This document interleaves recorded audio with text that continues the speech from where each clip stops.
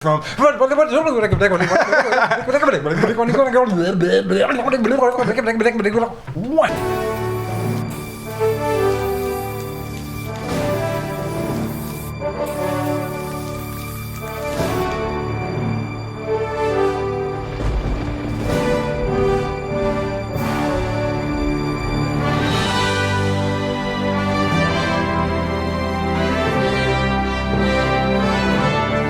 Rosolino. I mean, there was nothing he wouldn't try to play. I got a video around here somewhere of him just getting up and playing a bunch of stuff, and he sang that tune, "Please Don't Bum Me." Oh yeah, You know? yeah, I know. And it's interesting, you know.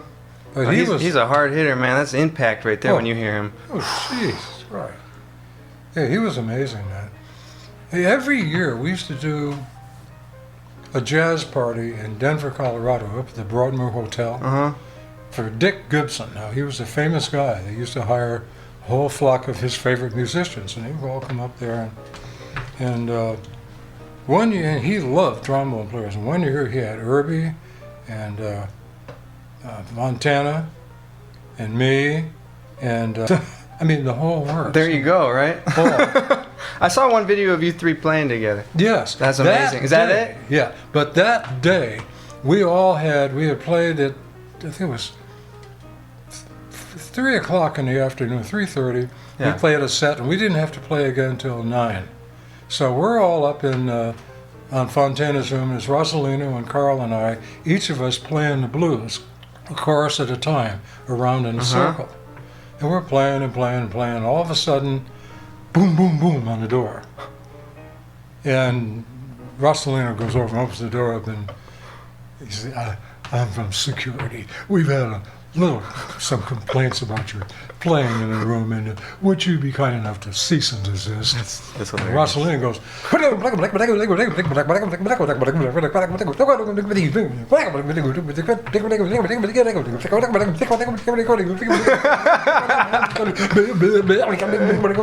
slam! He slams the door on the guy. Oh my goodness. Now he disappears for about the next hour and a half. Yeah. And comes back again. Boom, boom, boom. Still playing after this point. Oh, we're still playing. Oh yeah, you don't stop. And the guy finally says, I'm from, oh yeah, I know where you're from.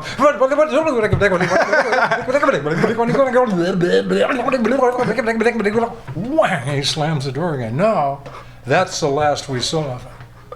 He figured, let's see, okay, these guys are crazy. And you can't deal with people that are crazy.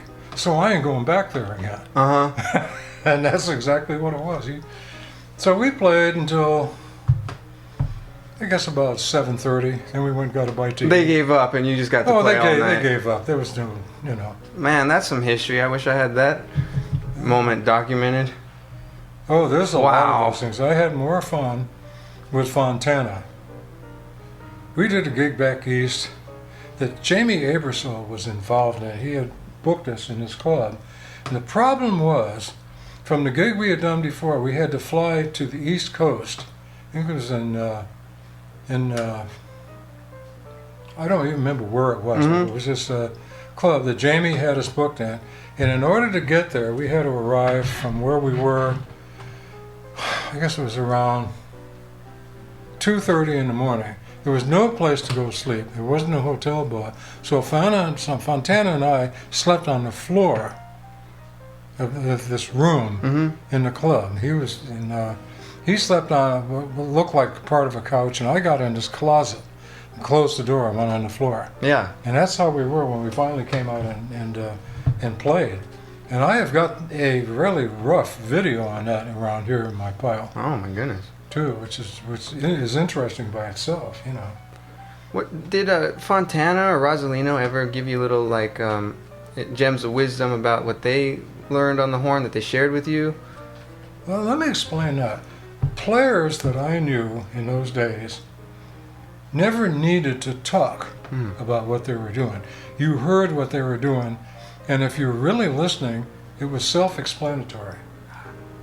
It would actually, you'd say, oh, okay, I see what they're doing. You know, you learn certain things that a lot of the players did that became, you know, understandable. You would kind of, oh yeah, I remember that, you know. And there were certain licks that you would identify with certain players, and that would be natural for them. And what you would hear, that was the way they played, you know. Mm-hmm. Like the way Fontana played was unlike the way anybody played at all. Because Carl was one of those guys, he didn't worry about what he was doing, he would just do it. Anything at all. Mm-hmm. Didn't necessarily want to play higher than anyone, he just wanted to play nice. Mm-hmm. And he did. And of course, Urbie played about anything he wanted to. And Rosolino, one thing I knew about Frank is it didn't matter to him what key anything was in. If you look at Carl's output, you'll notice that Carl basically stayed in C, F, B flat, and maybe E flat. Mm-hmm. And he would never move out of there. Mm-hmm. You know. Him, Rosolino, he'd play in B and E. It didn't matter to him where he played. Nothing was out of line for him. Wow. So that means he was really connected to the instrument. Well, he was connected, you know. I mean, there's a lot of things that he tried to do at times that didn't really come off as great. Mm-hmm. For instance, there's a recording that I have of Carl and Frank, each doing a ballad. Rosolino comes in and does